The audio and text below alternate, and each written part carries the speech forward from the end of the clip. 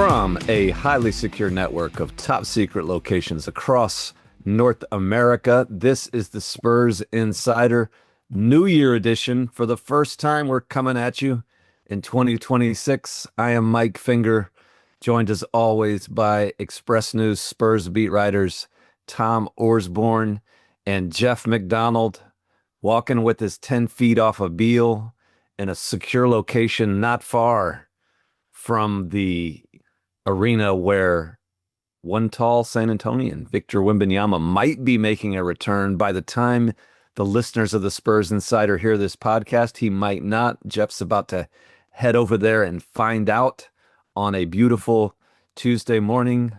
But the status of Victor Wembanyama, who on New Year's Eve, I believe, we all saw him, his legs straighten, clear hyperextension, a shiver went over South Texas just a day or so after the same thing happened to Nikola Jokic. He could be okay, Jeff. You're about to find out, but he could be okay.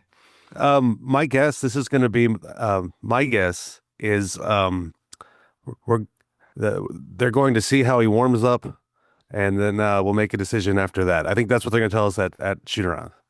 So it'll For be the people who are listening on Wednesday morning, as they often do with their children, gather they'll already know. Podcast machine. They'll already know. But in general terms, the Spurs dodged another bullet here, it appears. Yeah, he's like you said. We saw that on New Year's Eve, and there was a hush that fell over the Frost Bank Center crowd because he didn't get up right away. He kind of bear crawled a little in pain, like it looked bad, and then he hopped off the court. Victor did, and what's the word? Not cajoled the crowd, but sort of exhorted the crowd. Yeah, and that got a nice little roar, but sounds like it could have been a lot worse. I think his flexibility probably saved him. You know, we talked a lot about how much. I mean, it sounds silly, but how much stretching this guy does, and he's done it his whole life. He has this whole routine that keeps him limber, keeps him flexible. And I think that flexibility probably saved, I mean, I'm no doctor. We know this. But I think it probably saved some ligament damage there. And it sounds like if he doesn't play against Memphis, like he made the trip. If he doesn't play against Memphis, it sounds like he's not too far away from getting back on the floor, which, you know, I think New Year's Eve, that didn't seem like that was going to be possible. Especially, Tom, when that happened, like I mentioned earlier, we've been talking about calf injuries for months in the NBA, and then all of a sudden you have a MVP level guy, a guy who's won the award, a guy who's won a title, one of the best players in the world, go down with the hyperextended knee, and then the next thing you know, that same thing happens to Victor Wembanyama, and Nikola is out for a month. And so it was understandable that night when you see Victor have the same injury that people are worried about a month there. But it sounds like that we're all going to be able to see him play again much sooner than that. First, Mike, did I hear you say huddled around the podcast machine? That's what families do whenever they listen to I understand Insider. the huddling, but the podcast machine, Well, I didn't want to be specific. It could be a radio. It could be a record player. It could be a TV. There's many ways to access the podcast. How do you listen to your podcast, Tom? What's that? How do you listen to your podcasts? On a phone. Yeah. That's boring. Telephone. That's boring. He uses a telephone. Set that up to the big radio in the corner of the room, like the kids when Tom was a child. In the middle of the 1900s, they would huddle around the machine in the living room and listen to like the Ovaltine ads and the Little Orphan Annie and the Lone Ranger and all that kind of stuff. Didn't you do that, Tom?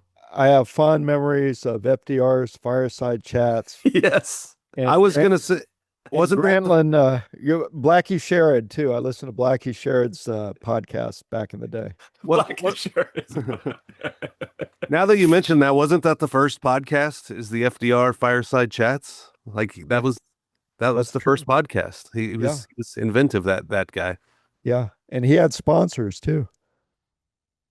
And he was just like, the whole thing was like getting over on the that was his thing, you do the podcast and get over on the right. That's what he did. If you were in New York, you listen to Mayor LaGuardia. He had some great podcasts too. I think Anyway, he used to read the comics, to the kids. This podcast could be up for an award, Tom, and we're gonna have to choose which of these podcasts we're submitting for awards. So we need to get this back on track. It is make award sure that this season. one might be a nominee. It is going for the potty. Mm-hmm. Okay, well, Victor, that was that was a tense moment, but it was soon forgotten with Julian Champagnie hitting three after three after three after three after three. That performance, these Spurs Knicks games are becoming. I mean, you got to have a ticket. You got to see those games. They don't play dull games, especially here in San Antonio. Well, Victor scored 60 against the Knicks, right, Tom? I know, exactly. That's a throwback to whoever that poor gentleman was way back when Tom and I were in the what is it, the dystopia of Las Vegas. Yeah. And someone asked Victor about scoring 60 against the Knicks, and he said, "I did what?" Victor didn't score 60 against the Knicks, but a lot of people had such fond memories of these recent Spurs Knicks games over the last couple of years that the memories are already being exaggerated in our heads. There have been some really great games. Julian Champagnie adding his name to the lore of great performances against the Knicks with the most 3-pointers made in a Spurs game ever, surpassing Chuck the Rifleman Person, which is just staggering that a 3-point record in the year 2025, that anybody's 3-point record, any franchise's 3-point record, dated back to the 1900s. But it did until Julian Champagnie pulled it off. You make him sound like Chuck Connors, not Chuck. Well, isn't that the source of the nickname? Yes. The Rifleman TV series. And Chuck Connors, by the way, was drafted, I believe, or I think he had a cup of coffee with the Boston Celtics, and he was also a really good baseball player. He had time both in the major leagues, I think maybe with Brooklyn and in the NBA. He was a regular Danny Ainge, multi-sports star. Yeah. He didn't last very long in either one, but we're hitting all the cutting edge references on this podcast. Go ahead. I didn't look it up, but I would reckon until that night, until New Year's Eve 2025, the Spurs had to be maybe the only franchise. There are others. Still remaining in single digits. Oh, in single digits. Well, what I thought you were going to say is that still had a record dating back to the 1900s. Well, if it's the 1900s, it might be. There are a few others, but there's not many that were in the single digits and were dating back to the previous millennium. Julian got on a heater, man. It was kind of fun to watch. We've talked about him a lot over the years, maybe never focused the first 10 minutes of a podcast on Julian Champagnie. But to sign a guy the year when you maybe had your worst draft of the century, one of the worst drafts that that the Spurs have had. Spurs have had a lot of really good drafts. That one in particular wasn't great when you have 3 first-round picks and you might soon be a split from all 3 of those guys. That's maybe the best contract in the NBA. $3 million a year. The Spurs had an option on it 4 years in a row. When you look around and like the starting guards make $20 million, role players make 10, and to be able to get that kind of production, I mean, like 1%, 2% of the salary cap year after year after year. They have the right to renew next year, his 4th year at $3 million. And there are 20 players in college right now who are going to make more than him. Maybe more because the way that the rookie salary scale is set. The 20th pick in the draft last year made $3 million. Next year it could be the 21st, 22nd pick. You feel. I talked to him, friend of the podcast, Michael C. Wright, was in a recent locker room somewhere. It might have been in Vegas, and we were talking to him about his deal and how the Spurs just kind of opt in every year, and we're laughing with Julian about it, and he had a good attitude about it. He was like, "Man, that's that's what you did. I took what I could get whenever I was a free agent. There was nobody else who wanted him, and the Spurs offered him that. That seemed like life-changing money, and it is life-changing money. $3 million a year is nothing to sneeze at, but he's worth a lot more than that, and the Spurs did really good work there, front office work to nail that down." Because it wasn't just a one night flash in the pan of him breaking the 3-point record. He's been good for them for a while, key part of what they're doing at both ends of the floor. And he went from a guy who I thought for sure you're just going to let go at some point after this to a guy who you might think about, is he part of the future? And he salvaged that draft like you were talking about. Like it was, in a way, he was there. He becomes their draft pick from 2022. That's still on the roster, even though he wasn't a draft pick. It's a really remarkable story, and it's the kind of stories in the league. I was just talking about this with somebody yesterday. It's just one of the stories in the league that I like, about guys that come out of nowhere and have no career, and then all of a sudden you see it click and they have a career. I mean, the throwback to me is Danny Green coming in out of nowhere, even getting cut a couple of times.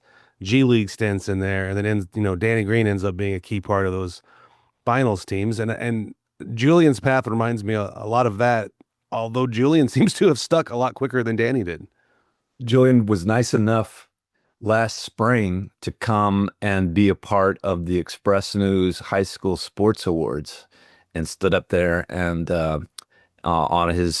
during his time off, presented trophies to the 100 or so local high school athletes, and was interviewed by some jabroni from the Express News on the stage there at the Whitty Museum where we had our award ceremony, and gave great words of encouragement. And he told the story that day about getting waived on Valentine's Day by who was he with before this? By Philadelphia. And he said he'd taken his girlfriend at the time out to dinner that night, and he still had to do the dinner, but he was waived on Valentine's Day and didn't know if he'd ever be in the league again. And not only was he in the league again, but he's found a definite home with the Spurs, been a key member for them. And there was a story in the Express News just this past week or so about how he has become Mitch Johnson's guy to play, and I believe he was Greg Popovich's guy before this, a guy to plug into the starting lineup as the fill-in whenever the Spurs need a guy for a night or two because of injuries. And I'll turn it over to you guys to kind of explain why he fills that role so well. Well, first I want to go back to the Valentine's Day story, because I'm kind of putting myself in Julian's shoes, and you basically get fired right before Valentine's dinner. Like, do you tell your date, like, how about we don't do the lobster tonight, or why don't we skip dessert, or our reservation is now a Burger King, or something like that. Like, putting myself in his shoes and really really feeling bad for him, because he didn't know. He had a joke along those lines. I was the aforementioned jabroni who was you were with the in front of the crowd, and he gave a great story about that. He was like, we had to go. I didn't want to be there, but you can't skip Valentine's Day. But why is Julian the perfect guy as a fill-in starter, which not everybody could do, because it changes your role back and forth? Why does he fit so well in that swing role? Part of it is because he fits alongside a lot of different kinds of guys. I mean, when you're a guy who's he doesn't necessarily need the ball in his hands to create. Like, you see those other guards, De'Aaron Fox, Steph Castle, Dylan Harper, they need a lot of touches when they're on the floor. Julian's touches just come in the natural flow, and so he can play alongside just about anybody. And a big part of his role, even if he's not getting shots, he's not making shots, is just spacing the floor. Yeah. And then on the other side, there's the defensive part where he's not an all defensive guy, but he's definitely a guy that can hold his own, has positional size, and can hold his own at that end of the floor. So he fits more as that kind of swing guy than maybe anybody else they have on the roster. Like, you couldn't throw a Jeremy Sohan in there at this point in time, you don't want to start Dylan Harper. You want his role to stay the same. And like I mentioned, it's sometimes difficult for all three of those heavy usage guards to all eat when they're on the floor at the same time. So you get more bang for your buck when they're staggered a little. Julian's a guy that can do that and make a lot of different lineups work. And also, he's a guy that makes $3 million, and he's not going to complain about going to the bench when it's time to go to the bench. No. Or he's not going to put him in any kind of funk or anything like that. He's just happy to be here and contributing. And yeah, as you mentioned, Jeff, if he's not hitting threes, he still defends and he rebounds. Rebounds, correct. Yes, That's a good one. He's a pretty good rebounder. Back to the emotional side of this. Speaking of people that did good work on New Year's Eve, one Jeff McDonald, I thought that was a great job, a master class in interviewing a guy and trying to get beyond what happened in the game to get, that goods material that we've been talking about. And Jeff elicited from Julian that he cried, if I'm remembering this correctly, cried on when he didn't get drafted. He was there in New York. The draft was in Brooklyn, and he had a tearful night when he didn't get picked. Yeah, came out of college early to not get picked, And like you said, I thought I had a pretty good college career at St. John's. That's that we've discussed, I guess not we as in this podcast, but the royal we of people who cover basketball often pick on the guys who come out too early and think that they're a prospect and aren't. They sort of become the butt of jokes, right? Like the guy who, like, why did this guy think he could come out early and get picked? He doesn't get picked. He should have gone back to school. You never know what kind of advice these players are listening to, what kind of feedback they got from teams that might not have been 100% forthright. There's a lot that goes into it. But for a player to kind of experience being the butt of the joke the way that Julian Champagnie was, and to come out on the other side and have a career like he's already had so far and looks like he'll have for a while, that's a pretty fun story. And Jeff, I don't think that was the first time Jeff has elicited something about tears when he interviews people. They often are crying trying to get away.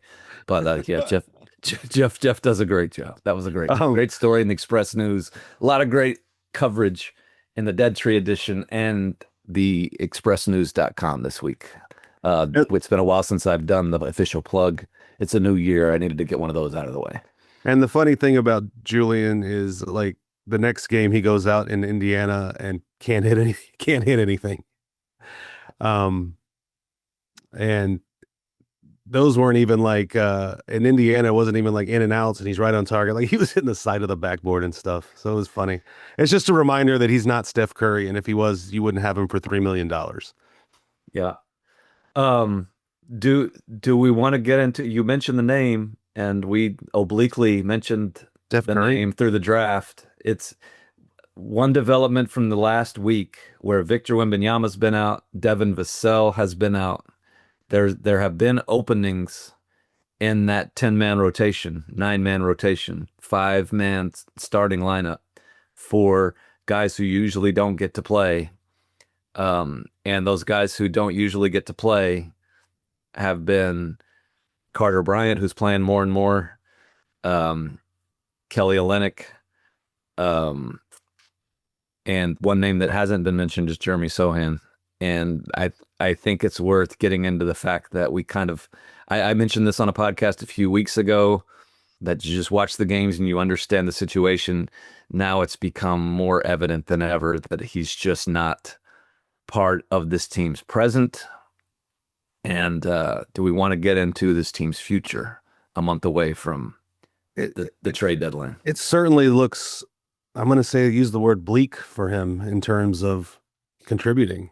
Like, he's clearly not in the rotation, and it doesn't seem like there's a very plausible scenario where he gets there. Like, you would think if you were ever going to force him back in there for some minutes, it would be at a time like this, and it's not happening.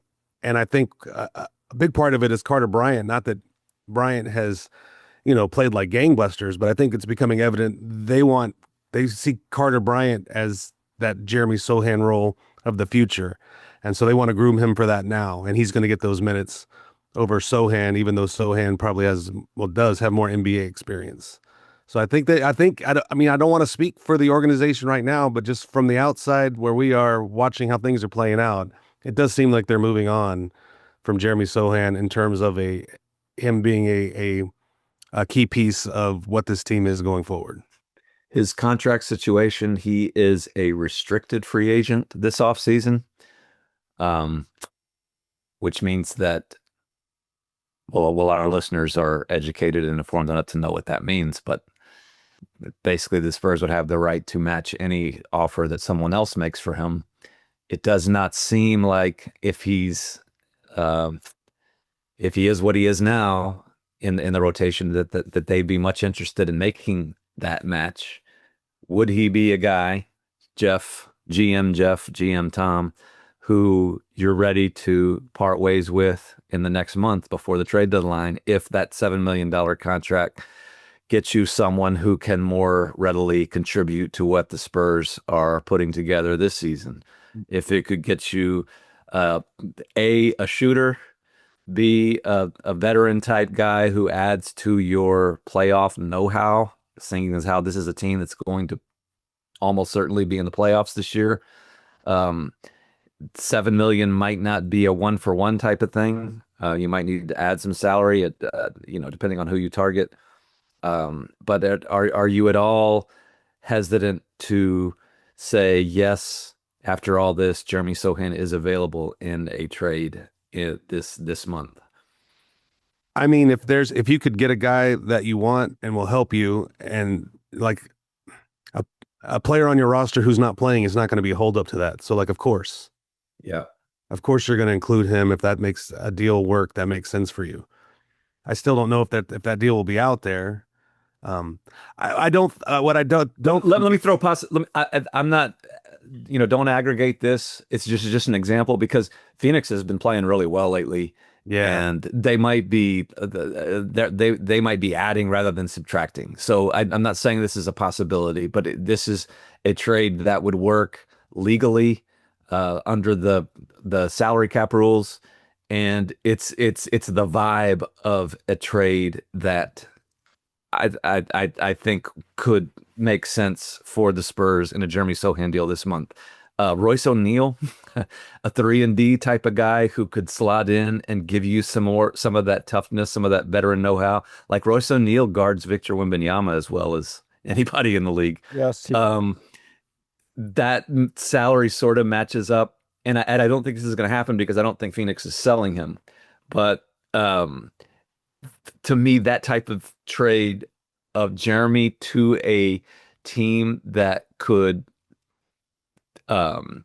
invest in his future, could think maybe they could fix him, could think maybe they could match whichever salary was offered in restricted free agency, keep him around, and coming the other way for the Spurs, get a guy, a veteran defender, a guy who can make an open shot. I think Royce O'Neal shooting around 40% on threes. That's, I think, the kind of deal I'd look at for Sohan. I'm not sure if any other matchup like that exists out there, but to me, that's the kind of deal you would do for Jeremy Sohan, which would represent a new era of the Spurs in that they become the buyers of the veteran guy and the sellers of the younger guy. But yeah, you'd probably have to throw a pick of some sort in there. Probably would have to throw a pick in, and that would be the type of deal you do. I'm not sure this works either, but like Kyle Anderson scored 22 points the other day for Utah. Our old friend Kyle Anderson. That is there a spot for him on this team? I don't know. But those are I guess this is transitioning into a broader discussion of the trade deadline. Do you go make the big splash for, just to throw out a name, Trey Murphy, who makes a lot of money and would require you to give up more? Or are you looking at the margins at the Royce O'Neal, Kyle Anderson types who just kind of give you a little extra depth? Well, I don't know. Both sound good to me. Yeah, I mean, you'd be getting more than what you're getting now. So, yeah, they've clearly moved on from him. So be aggressive. It's too bad. It's Yeah. because he did. I don't feel the need to do an obituary of the Jeremy Sohan era in San Antonio yet, but we're all aware of the challenges he had, where he was put in a situation where Yes. he was trying to play a position that he wasn't well suited to play, sort of never found the role. But the bottom line is he never showed he could make a shot, and that's been the biggest Achilles heel. And I think it's been striking to go back to Carter Bryant. Jeff and Tom, it's fair to say Mitch Johnson, the head coach of the Spurs, has gone out of his way multiple times to praise young Carter Bryant's willingness to play hard, to do a lot of stuff on the floor, even if he's not filling up the box score, his attitude, that type of stuff. And am I reading that wrong in that maybe he was making an example of Carter Bryant and saying this kid's going to play because he's doing what we're asking him to do? Did you read anything else into that as a comparison to other guys, or was that just him going out of his way to praise Carter Bryant? Probably the latter. Yeah. I think they made the decision that they want to develop this guy, Carter Bryant, in the NBA, and so they want him to get NBA minutes. And so it's kind of gassing him up a little and maybe boosting his confidence, even though, like you say, he's not filling up the box score and the ball isn't always going in the net for him, even on dunks. So I think it is a way of kind of keeping his confidence up and just trying to get some good minutes out of him. I mean, because he is a young guy, and there is a point in this franchise's history where a guy like Carter Bryant would absolutely be in the G League for a while. Like they'd want him to marinate in the G League, get some confidence there, and then bring him up to the NBA club, because there was no crying need for him on the NBA club right now. But it appears they've decided to go a different route with Carter Bryant and let him grow and develop through pressure cooker minutes. Not a ton of them. He might play 8 or something in a game, so not a ton of them. But they seem to have found value in getting him minutes at the NBA level right now, instead of letting him go just be a stud in the G League. But to do that, he's going to have some struggles at the NBA level. And I think what you're hearing from Mitch when he's talking that way about Carter and being really positive is a way of kind of slapping him on the butt in public and giving him a little pep, pat on the back, and keeping his spirits up and keeping him focused and keeping him, his confidence up, letting him know he's on the right track. I gotta say, it'd be good for the panelists on this podcast if Carter Bryant plays more and plays well, because maybe one of my favorite short little interviews of 2025 was talking to that kid after he missed 2 just gimme dunks against, what was that game, Cleveland a week ago, on national TV on Peacock, and just smoked him. And he sat down with me after that game and basically said, like, I'm going to be one of the best players in the world, and the ball's going to go in one day, and everything's great, and why would I be upset about this? Like, everybody has rough days at work. It was like a 7-minute interview of the most positive. The Spurs Insider podcast sometimes is known for over the top, ridiculous, upbeat. We are finishing numbers. Oh, I see. Yeah. You know what I'm saying? Like the way that the way that I try to get people excited at the end, and it's all clearly like sort of blowing smoke myself. And it's unclear whether I actually believe it. The thing about Carter Bryant is he believed that stuff, man. And he was talking about how, he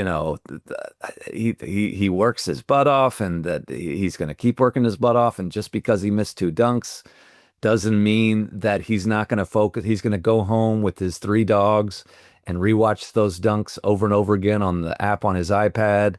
And he's going to focus on how, hey, I was in the right lane. I was in the right position.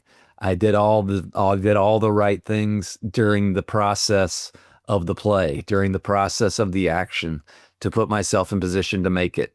And he said something along the lines of, yes, I'm 6'6" and I have a 40-inch vertical, and it's ridiculous that I didn't dunk those, but it's going to be okay. And he said at one point, I think that was how many people are in this arena? 18,000. I'm sure none of them think that the game's slowing down for me, but it actually is. The game is slowing down for me. And just that relentless positivity is something that I think we've all seen from his interplay in the locker room. The guys gravitate to him. They love Carter Bryant. And walking out that night, De'Aaron Fox was kind of ribbing him about not being able to dunk. And you don't rib guys if you're not sure they can take it. And that's another thing that I think that the Spurs, it speaks to more than just the locker room dynamic. If a guy can take some ribbing and take some hard coaching and take failure, this speaks to why maybe they're okay with him learning some tough lessons in the NBA as opposed to building up some confidence, scoring 30 points against the Red Ants and the Rio Grande Vipers or whatever. If you can take some tough nights at the top level and not have your spirit crushed by it, I think that can serve you well. And I think that speaks to why they're willing to let him learn those tough lessons at the NBA level as opposed to spending all that time in the G League. Just listening to you describe him, he's like the NBA's Tony Robbins. Yeah. I mean, am I wrong?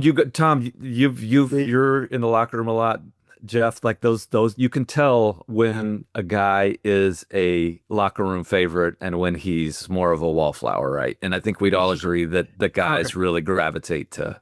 Yeah, no, Bryant. Early in the season, I was in the locker room. I don't know, Phoenix or LA or somewhere, but him and Harper kind of dominated. They were the pregame locker room. They were dominating in there with their chatter and back and forth, and that was pretty striking to see that early in the season.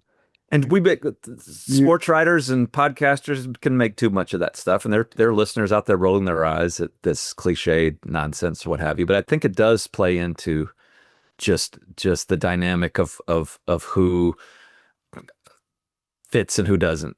And who has that confidence about them and who doesn't. And I don't think that Carter Bryant will lack for confidence anytime soon. You mentioned Dylan Harper, and as a way to kind of segue away from that, there have been some closing lineups where we've seen the three guards together, right, Jeff? Yeah. Did they do it in Portland? I don't know. They did it the game before they did. Indiana, but yeah. Harper, Fox, and Castle as a closing lineup. What are your reviews of that? I think it's a work in progress, but there's a lot to like there. And it helps because they can all defend their position and sometimes multiple positions. Like sometimes when you get into a guard heavy lineup, one of those guys is a mismatch on the other end. But I think all of them can hold their own. And in that vein, it's really Castle that makes it work because he can guard so many different people. He can guard bigs. I mean, he can guard wings, he can guard points. So any kind of switching they have to do, it's hard to find a mismatch against them. Whereas for other teams trying to play a bunch of guards together, you would just hunt those mismatches. And there's still a work in progress. I think it's like 2 or 3 minutes at a time that they've been playing together. But I mean, on the offensive end, the upside is obvious. Like you've got 3 guys that are just relentless downhill rim attacking, playmaking for themselves and others. Like that's a hard threesome to guard when they're all on the floor together. And my Lord, if you put Victor on the floor with them at some point too, I don't know how you guard that. And because it holds up on the defensive end, I think it works as a closing lineup in certain situations. You want the 4th guy to be able to make a 3-pointer, I would assume, or the 5th guy. Yes, because that's really the only caveat with that group is. Can you make a defense respect the 3-point line with 3 guys all going downhill? And each of those 3 guys has made a big 3-pointer this year, but I don't think any of those 3 guys are what you'd consider a Chuck Connors like rifleman. So if you have a Harrison Barnes on the floor standing in the corner, a Devin Vassell, who I guess we need an injury update on, Julian Champagnie, one of those guys. What is the status of Devin moving forward, Jeff? He's out. Yeah, That's my pop answer. Remember you had asked before the game. He's out. I remember Pop. Probably Remember that for guy? quite a few more games too. I would think so. Yeah. They're not gonna. Yeah, he's gonna be out for several games, is what I'm hearing. And he had a really solid start to the season. Yeah. Providing pretty good value in a different way that Julian Champagnie provides value, but for the contract that made some people think Devin might have been overpaid for a while. I think if you look around at other people who make what he makes, he was fulfilling his end of the bargain. Well, and he'll be we'll see back. if he can get back. Yeah. He'll be back. He's not going anywhere. He's just on the shelf for a little while. We did not get into like individual results this week. The Julian Champagnie game, the Champagnie Supernova on New Year's Eve, Oh, did that's a good result in a victory over the Knicks. The Spurs held serve at the Indiana Pacers. Finally lost the back end of a back-to-back for the first time all year. The Spurs lost the back end of the back-to-back against the Portland Trailblazers at home. So they went 2-1, which I think was a lot of people's prediction last week. During the week that was. By the time you listen to this, the Spurs might have already played the Memphis Grizzlies with or without Victor Wembanyama, with or without Ja Morant. A big back-to-back against the hated Lakers in San Antonio on Wednesday night, and then a formidable back-to-back road trip, an imposing looking trip against the surging Boston Celtics, who are emerging as one of the best teams in the Eastern Conference, despite not having Jason Tatum. I think Joe Mazzulla might be a heck of a coach, and at Minnesota. So let's look at Memphis, home against the Lakers, at the Celtics, then a back-to-back at Minnesota before we convene again. That is 4 games, Tom. What do you see? Yeah, Memphis. That's one they got to get with what's coming up. And Memphis got its share of injuries. Yeah, the Lakers they're better on the road than at home. Celtics surging. We're going up to Minnesota. Is that the cutoff point? Yeah. Okay. So we have 2 back-to-backs: Memphis, LA, Boston, Minnesota. Yeah. You see 2 victories? Yeah, maybe they beat the Lakers again, but I don't know. This is a tough stretch. Commit, Tom. 2-2. 2-2. Yeah. Jeffrey?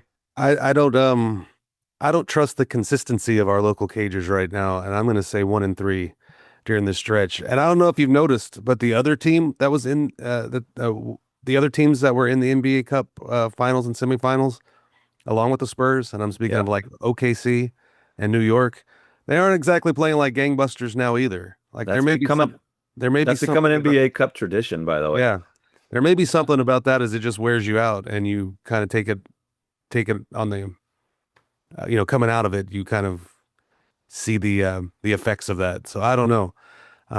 This team could use some rest, and it's interesting. The Spurs start the new year with 3 consecutive back-to-backs, which that's tough. But then they also have 5 instances this month of 2 days off in a row, which is a league high. So it's a weird mix of you get rest and you get back-to-backs. I don't know if you get much rhythm though. Like everybody likes to play every other night, so it's just going to be a weird, interesting stretch to see how they navigate all this stuff. If they can get 2 before we podcast again, I think that would constitute a pretty successful week. We'll see if they can pull it off. Until we talk to you next time, take care of each other and keep it real.